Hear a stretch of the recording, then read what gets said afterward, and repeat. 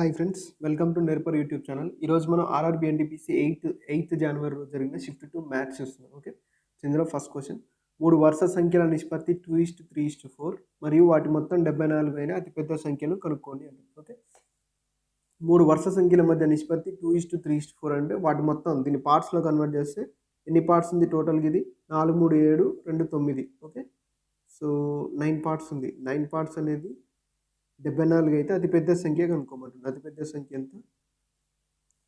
4 parts. Okay, so అయితే ఇది exactly divide కాదు, ఇది ఇటు వస్తే బై అవుతుంది, ఇది ఇటు పోతే ఇంటూ అవుతుంది. 74 × 4/9. ఓకే, సో మేబీ ఇక్కడ ఈ వాల్యూస్లో ఏదైనా డిఫరెన్స్ ఉంటే ఉండొచ్చు. ప్రాసెస్ మాత్రం ఇట్లా చేయాలి ఈ type of questions. Okay, so next question 3 నెలలకి 3% వడ్డీ రేటు అయిన 400 రూపాయలను 2 నెలలకి వడ్డీకి ఇస్తే ఎంత వడ్డీ వస్తుంది అంటాడు. 3 నెలలకి 3% వడ్డీ రేటు అంటే 3 మంత్స్కి రేట్ ఆఫ్ ఇంట్రెస్ట్ ఎంత అంటుండు? 3% అంటుండు. ఈ క్వశ్చన్ అర్థం ఇది అన్నట్టు. ఓకే, సో 2 మంత్స్కి అయితే అది ఏమవుతుంది? 3 మంత్స్కి 3% అయితే 2 మంత్స్కి 2% అవుతుంది.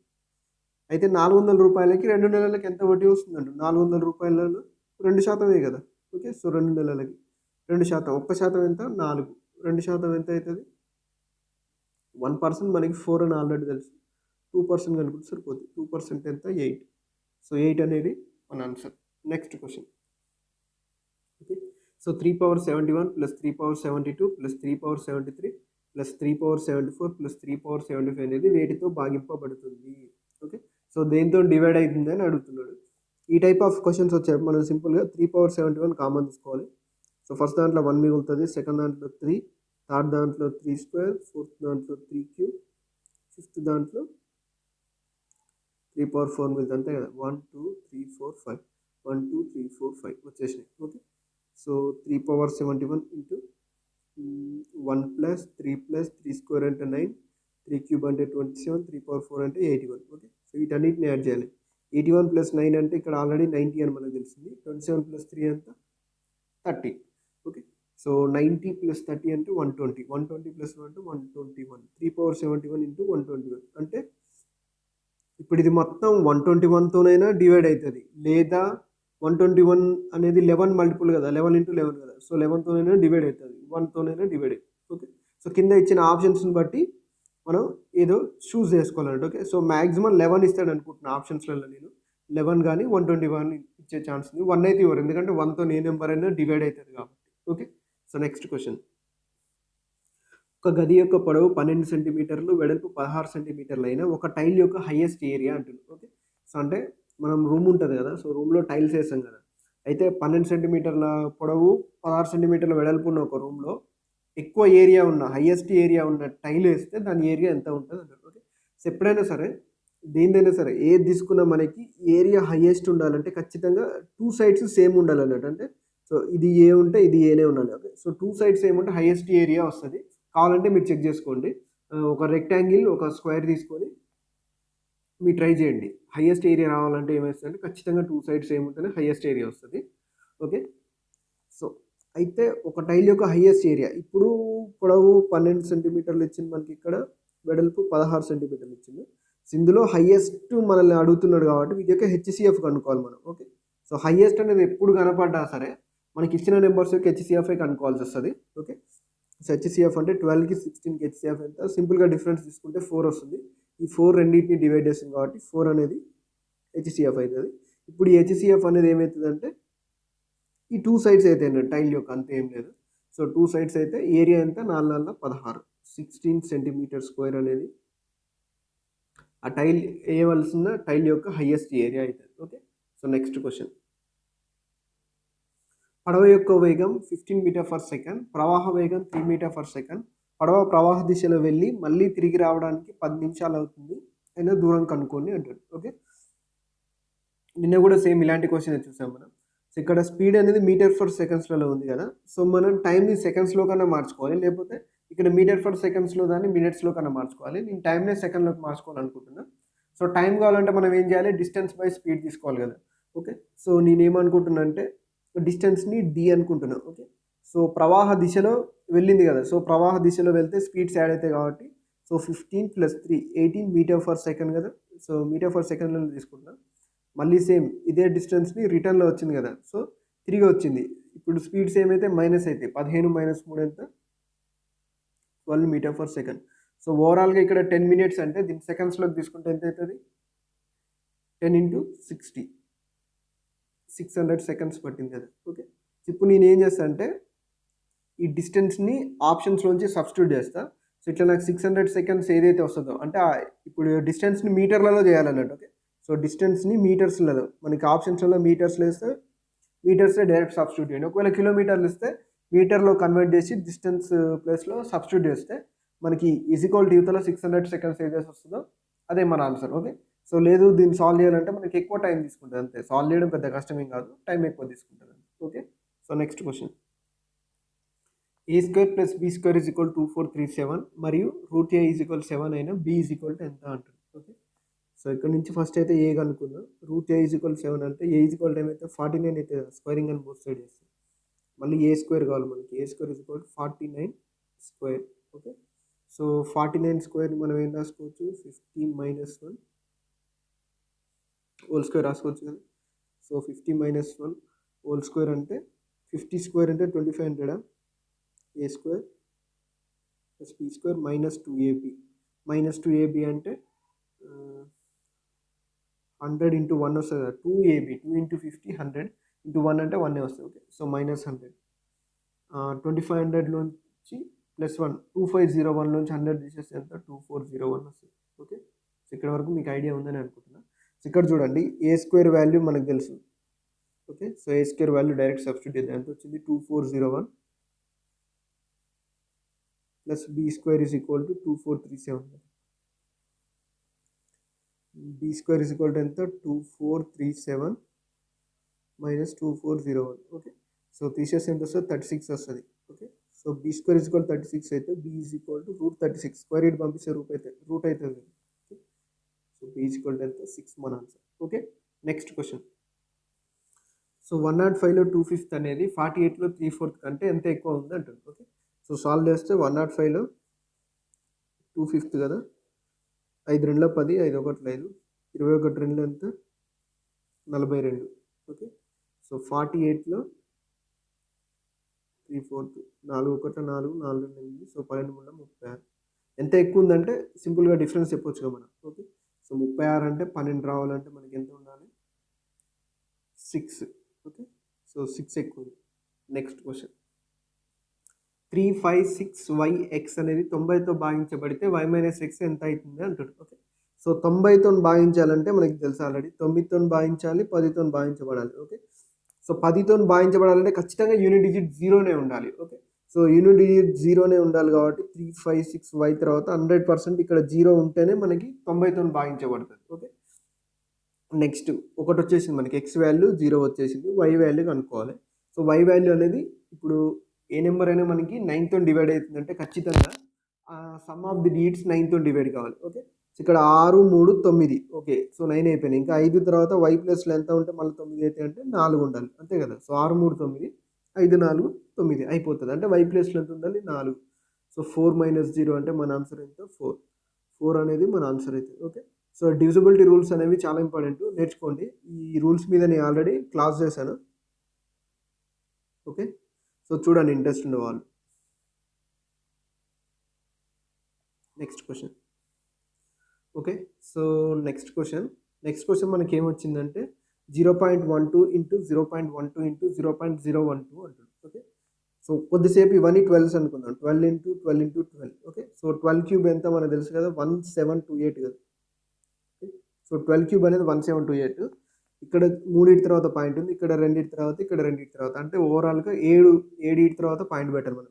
ఓకే, సో 1 2 3 4 ఆల్రెడీ 4 ఉన్నాయి, 5 6 7. సో 7 తర్వాత పాయింట్ పెట్టేసి ఇట్లా అన్నట్టు 0.0001728 అనేది మన answer. Next question.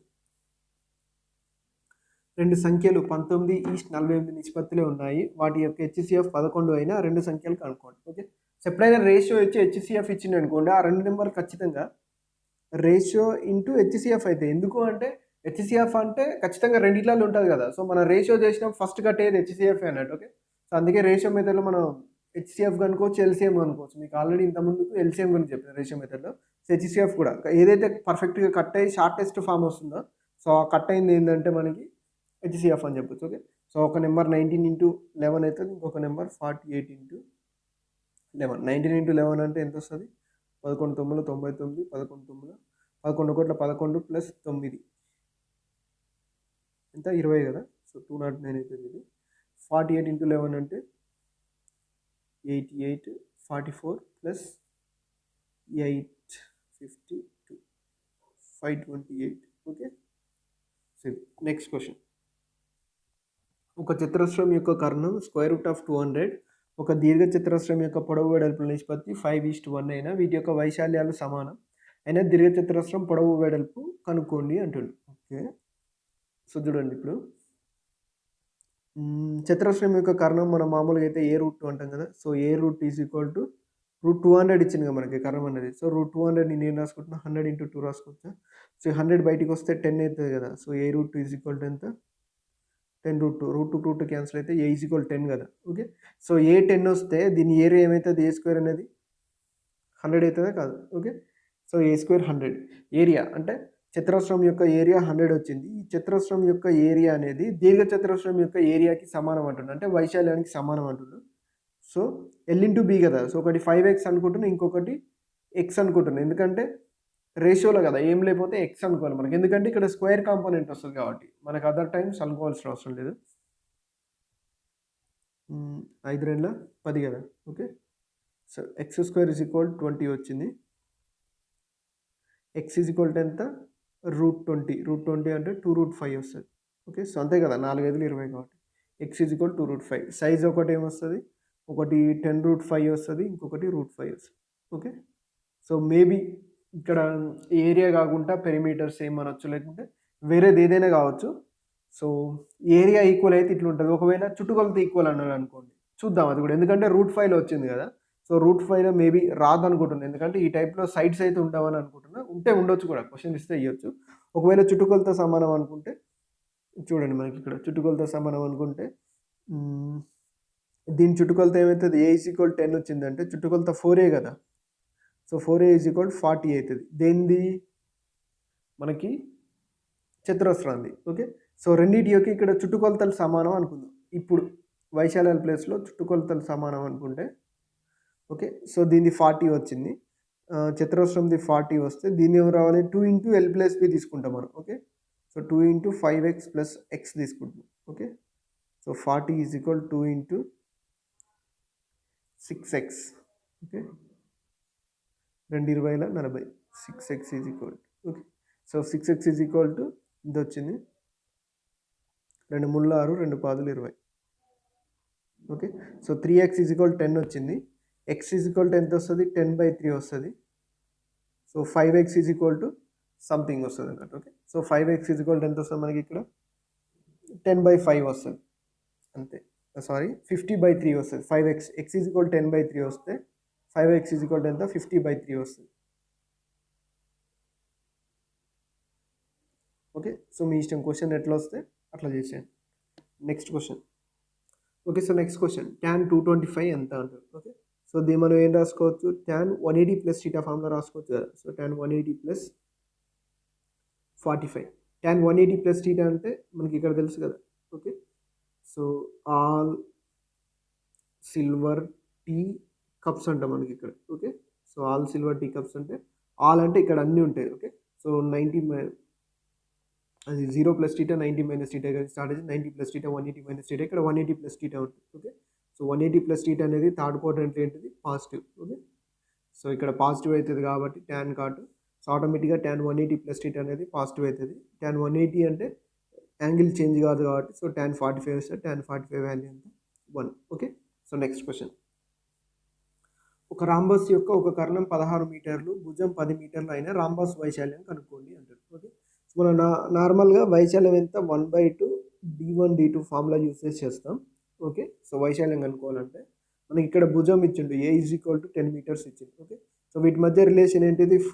4a² is equal to d1² + d2². ఇందులో సబ్స్టిట్యూట్ చేసి d2 కనుక్కోవచ్చు. ఓకే, సో ఇది ఒక ప్రాసెస్. d2 కనుక్కొని 1/2 d1 d2లో మనం చేయొచ్చు. ఏంటంటే ఇది క్యాలిక్యులేటివ్. సో ఇలా కాకుండా కొంచెం లాజికల్గా చేయాలంటే చూడండి, ఇది ఒక రాంబస్ అనుకుంటే మనం, ఓకే. ఇప్పుడు 2 కర్ణాలు గీస్తాం కదా, ఓకే. మనం 2 కర్ణాలకి ఇస్తే ఇప్పుడు ఈ 2 కర్ణాలు అనేవి ఈక్వల్గా డివైడ్ అవుతాయినట్టు, ఓకే. సో ఈ పాయింట్ నుంచి ఈక్వల్గా డివైడ్ అవుతాయి, అదొక పాయింట్. నెక్స్ట్ ఏంటంటే ఇక్కడ ఎప్పుడైనా సరే 90 డిగ్రీలు చేస్తుంది రాంబస్, అది గుర్తుపెట్టుకోండి, చాలా ఇంపార్టెంట్, జామెట్రీలో కూడా యూజ్ అవుతుంది. రాంబస్ అనేది 2 కర్ణాలు కలిసే చోట ఖచ్చితంగా 90 డిగ్రీలు చేస్తుంది. ఇంకొక పాయింట్ ఏంటంటే ఆ కర్ణాలను ఈక్వల్గా డివైడ్ చేస్తుంది, ఓకే. సో ఒక కర్ణం 16 మీటర్లు అంటే ఇది 8 మీటర్లు ఉంటాయి, ఇది 8 మీటర్లు ఉంటుంది కదా, ఓకే. సో భుజం 10 ఇచ్చిండు, ఓకే. ఇది చూస్తే మనకి ఏమనిపిస్తుంది, ఇది ఒక రైట్ యాంగిల్ ట్రయాంగిల్ లెక్క లేదా. సో ఈ 8 10 ఉంటే ఇక్కడ ఎంత ఉండాలి, 6 6 8 10 రైట్ యాంగిల్ ట్రయాంగిల్ కాంబినేషన్ గుర్తుందని అనుకుంటున్నా. 3 4 5కి డబుల్ చేయాలన్నట్టు, ఓకే. సో 3 4 5 దాన్ని డబుల్ చేస్తే 6 8 10 వస్తుంది, okay.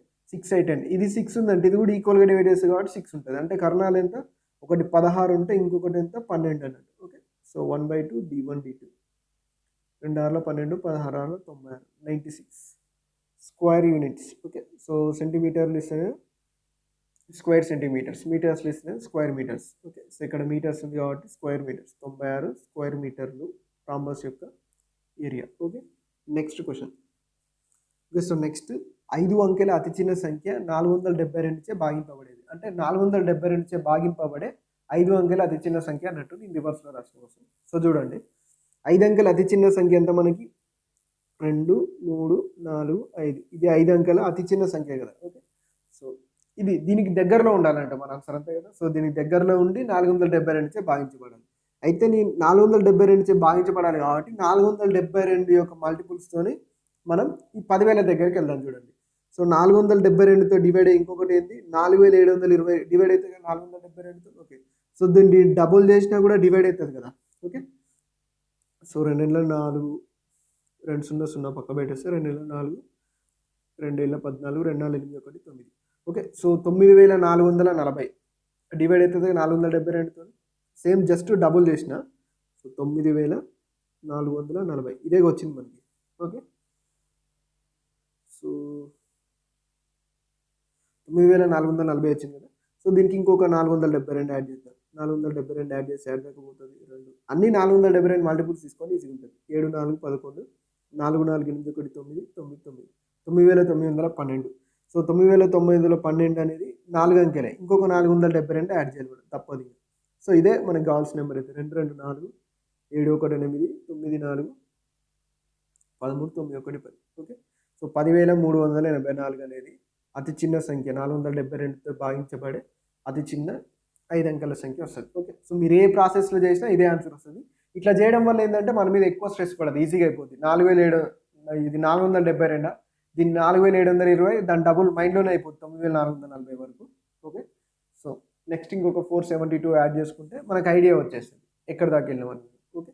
So next question, okay. So next question, x⁴ + 1/x⁴ is equal to 1154 అయినా x+1/x అనుకోమంటుంది, ఓకే. సో దీన్ని నేను ఏం రాసుకోవచ్చు, x² + 1/x² హోల్ స్క్వేర్ -2 రాసుకోవచ్చా. చూడండి, ఇప్పుడు దీన్ని ఎక్స్పాండ్ చేస్తే a + b హోల్ స్క్వేర్ని ఎక్స్పాండ్ చేస్తే అదే వస్తుంది కదా. సో అక్కడ ఒక +2 మిగులుతుంది, +2 -2 క్యాన్సిల్ అయిపోతే మనకి x⁴ + 1/x⁴ మిగులుతుంది అన్నట్టు, ఓకే. ఈజ్ ఈక్వల్ టు ఎంత, 1154 x² + 1/x² whole square is equal to ఈ -2 ఇటు పోతే +2 అవుతుంది అంటే 1156, ఓకే. సో ఈ స్క్వేర్ని ఇటు పంపిస్తే రూట్ అవుతుంది కదా, x² + 1/x² is equal to square root of 1156, ఇది 34 స్క్వేర్, ఓకే. సో మీరు ఖచ్చితంగా స్క్వేర్లు 50 వరకు మీకు తెలిసి ఉండాలి. ఇది 34 స్క్వేర్ అన్నట్టు, ఓకే. సో 34 స్క్వేర్ అంటే x² + 1/x² వాల్యూ ఎంత వచ్చింది మనకి, ఇక్కడ 34 వచ్చింది కదా, ఓకే. సో ఇప్పుడు సేమ్ ఇందాకలాగానే మళ్ళీ same x + 1/x whole square -2 రాసుకోవచ్చు కదా, ఈజ్ ఈక్వల్ 34. మళ్ళీ ఏమొస్తుంది, x + 1/x whole square is equal -2 ఇటు పోతే +2 అయితే 34 + 2 36. సేమ్ ఈ స్క్వేర్ ఇటు వస్తే రూట్ అవుతుంది, రూట్ 36 అంటే 6. దెన్ x + 1/x వాల్యూ ఎంత వచ్చింది మనకి, 6 వచ్చింది, okay. Next question, okay. So next question, √5 = 2.236 అయినా √180 - √80 ఈజ్ ఈక్వల్ టు ఎంత ఉంటుంది, ఓకే. సో దీని వాల్యూ కనుక్కోవాలి మనం. √180 మనం ఏం రాసుకోవచ్చు, √180ని 920లా రాసుకోవచ్చా. సో 920లా రాసుకోవచ్చు. √18 మనం ఏం రాసుకోవచ్చు, 4/20లో రాసుకోవచ్చు కదా. సో ఇంకొంచెం ముందుకు వెళ్ళొచ్చు అనుకుంటా. సో 9 ఇంటూ 4 5 20 రాసుకోవచ్చు కదా దీన్ని. సో ఇది కూడా 4 ఇంటూ 4 5 రాసుకుంటే ఇక్కడ 2 4 నుంచి ఒక 4 బయటకు వస్తుంది, 4√5. ఇక్కడ 9 4 36 లేదా 9లోంచి 3 వస్తుంది, 4లోంచి 2 వస్తుంది, 6 బయటకు వస్తుంది. ఓకే, సో 6√5 మైనస్ 4√5 అంటే ఎంత, 2√5. √5 వాల్యూ మనందరికీ తెలిసిందే, ఎంత ఇచ్చారు, 2.236 ఇచ్చారు. 2 ఇంటూ 2.236 అంటే 2 6 12, 2 3 6 1 7, 2 2 4, 2 2 4. సో 4.472 అనేది మన ఆన్సర్ అవుతుంది. Okay, so next question. పురుషులు స్త్రీల మధ్య నిష్పత్తి 4:5. పురుషులలో 80%, స్త్రీలలో 60% పెరిగితే మొత్తం మీద ఎంత శాతం పెరిగింది అంటే. ఓకే, సో మొత్తం మీద ఎంత శాతం పెరిగింది అన్నప్పుడు మన ఆన్సర్ ఖచ్చితంగా 60%కి 80%కి మధ్యలోనే ఉంటుంది. సో అది చూసుకొని ఆన్సర్ పెట్టుకోండి. 60% కాదు, 80% కాదు, మన ఆన్సర్ ఖచ్చితంగా 60%కి 80%కి మధ్యలో ఉంటుంది. ఓకే, సో దీన్ని మనం లైన్ ఎలిగేషన్లో చేయొచ్చు. సో చాలామందికి ఐడియా లేకుండా జనరల్గా చెప్తా చూడండి. ఓకే, సో పురుషులలో 80% అంటే 4 పార్ట్స్ ఉంది కదా పురుషులు.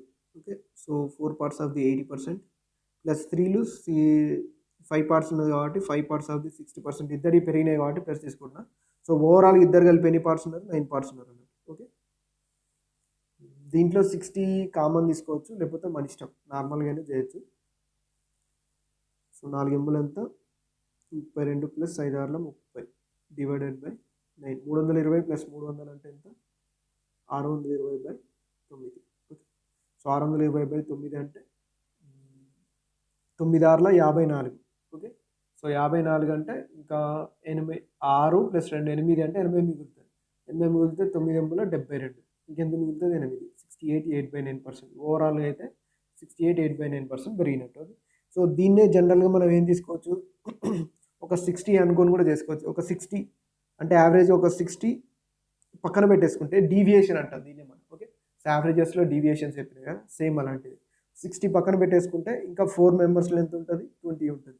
ఓకే, ప్లస్ 5 మెంబర్స్లో ఎంత ఉంటుంది, 0 ఉంటుంది కదా, అంతే కదా. 60 పక్కన పెట్టేసుకున్నాం అంటే యావరేజ్గా ఒక యావరేజ్ 60 ఉంది అనుకుంటున్నాం, డీవియేషన్ క్యాలిక్యులేట్ చేస్తున్నాం. సో దీన్ని 9 మందికి మళ్ళీ డిస్ట్రిబ్యూట్ చేయాలి. Okay, 60 plus 4 2 8, 80/9. 9 అంటే మళ్ళీ 9 ఎంబులో 72, ఇంకెనిమిది మిగిలింది కాబట్టి 8/9. మళ్ళీ యాడ్ చేసిన 68 8/9 వస్తుంది. ఓకే, సో మీ ఇష్టం, మీకు చేసే విధానం బట్టి ఉంటుంది. దీన్నే లైన్ ఎలిగేషన్ చేస్తే ఇంకా తొందరగా అయిపోతుంది. Okay, next question. Okay, so ఒక లంబకోణ త్రిభుజం యొక్క కర్ణం 26, చుట్టుకొలత 60 అయిన వైశాల్యం కనుక్కోండి అంటుంది. ఓకే, సో లంబకోణ త్రిభుజం అంటే మనకు తెలుసు ఇట్లా ఉంటుంది, రైట్ యాంగిల్ ట్రయాంగిల్. కర్ణం అంటే 90 degreesకి ఆపోజిట్గా ఉన్నదాన్ని కర్ణం అంటాం మనం. ఇది 26 అయింది, చుట్టుకొలత 60 ఇచ్చింది. ఓకే, సో ఇవన్నిటిని యాడ్ చేస్తే 60 వస్తుంది. అయితే వైశాల్యం కనుక్కోమంటుంది. ఓకే, సో ఎప్పుడైనా కర్ణం 26 వచ్చింది కదా, మీకు ఇంతకుముందు చెప్పినా మనం రైట్ యాంగిల్ ట్రయాంగిల్ కాంబినేషన్స్ గుర్తుపెట్టుకుంటే మనకు చాలా యూస్ అవుతుంది. ఓకే, సో 5 12 13 అనే కాంబినేషన్ ఉంది కదా, సో దీన్ని డబుల్ చేస్తే ఏమవుతుంది, 10 24 26. ఎప్పుడైనా సరే ఈ రైట్ యాంగిల్ ట్రయాంగిల్ కాంబినేషన్లలో ఏదైతే పెద్దగా ఉంటుందో, అంటే అన్నిటికంటే ఎక్కువ ఉండేది కర్ణం అవుతుంది. ఇక్కడైతే 13 అవుతుంది, ఇక్కడైతే 26 అవుతుంది. ఇక్కడ కర్ణం 26 ఇచ్చింది కదా, సో మనకి ఇంకొక క్లూ ఏంటంటే చుట్టుకొలత 60 ఇచ్చిండు. సో చూడండి, చుట్టుకొలత 60 వస్తే ఇదే మనకి కాంబినేషన్ అయిపోతుంది మనకి. సో యాడ్ చేస్తే 10 ప్లస్ 24 ఎంత, 34. 34 ప్లస్ 26 అంటే 60. సో వస్తుంది కాబట్టి ఇదే కాంబినేషన్ మనకు అయిపోతుంది అన్నట్టు. ఓకే, సో ఇక్కడ 10 ఇక్కడ 24, లేదా ఇక్కడ 24 ఇక్కడ 10 ఇక్కడ 24 కూడా తీసుకోవచ్చు. దీని వైశాల్యం కనుక కావాలంటే ఎంత, half into base into height, half into 10 into 24, 2 12 24 అంటే 120 స్క్వేర్ యూనిట్స్ అనేది దీని ఆన్సర్ అవుతుంది. Okay, so next question. Okay, so thanks for watching. ఇంకా ఏమైనా క్వశ్చన్స్ ఉంటే మళ్ళీ ఎప్పుడైనా మిస్లేనియస్ అని పెట్టుకొని చేద్దాం. ఈరోజు ఎగ్జామ్ జరిగిన రోజు ఉంటుంది కదా, సో ఆ రోజు ఏమైనా మిస్ అయిన క్వశ్చన్స్ ఉంటే చూద్దాం. Thanks for watching. సో దీంతో పాటు 8th January షిఫ్ట్ 1 చేశాను కదా నేను. సో షిఫ్ట్ 1 అనేది 7th January షిఫ్ట్ 2 అంటున్నారు చాలామంది. ఓకే, సో క్వశ్చన్స్ అయితే అడిగినవే, అవి కొన్ని జంబ్లింగ్ అయితే ఉంటాయి. సో అవి నాకు కూడా తెలియదు, ఎందుకంటే నేను కూడా ఎగ్జామ్ రాయలేదు కాబట్టి నేను వేరే సోర్సెస్ నుంచి తీసుకొని చేస్తాను. సో మ్యాక్సిమం క్వశ్చన్స్ అయితే పెడుతున్నాను కదా, సో అవి ఎప్పుడైనా మనకు వచ్చే పెద్ద ప్రాబ్లమ్స్ ఏం లేదు కదా. అంటే జనరల్గా నెక్స్ట్ షిఫ్ట్ చూసే వాళ్ళు ఏ టైప్ ఆఫ్ క్వశ్చన్స్ వస్తారో చూస్తారు, వాళ్ళకి ఏదైనా అవగాహన వస్తుంది అన్న విషయం, ఆ ఉద్దేశంలోనే నేను ఇది చేస్తున్నా. సో నా మెయిన్ ఉద్దేశం కూడా అదే. ఒకవేళ షిఫ్ట్స్ జంబ్లింగ్ అయినా కూడా మనకు వచ్చే ప్రాబ్లం ఏం లేదు కదా, క్వశ్చన్స్ అయితే సేమ్ క్వశ్చన్సే. ఓకే. ఇది రైల్వేలో అడిగిన క్వశ్చన్సే. వేరే క్వశ్చన్స్ చెప్తే డైరెక్ట్ వేరే క్వశ్చన్స్ అని చెప్తా కదా. సో వేరే క్వశ్చన్స్ అని డైరెక్ట్ చెప్తాను. అట్లేం లేదు. ఇది ఒకవేళ ఏమైనా మారితే చిన్న చిన్న వాల్యూస్ చేంజ్ అవుతాయి అంతే. ఓకే. So thank you. అందరికీ all the best. Next shift ఉన్న వాళ్ళకి థ్యాంక్ యూ.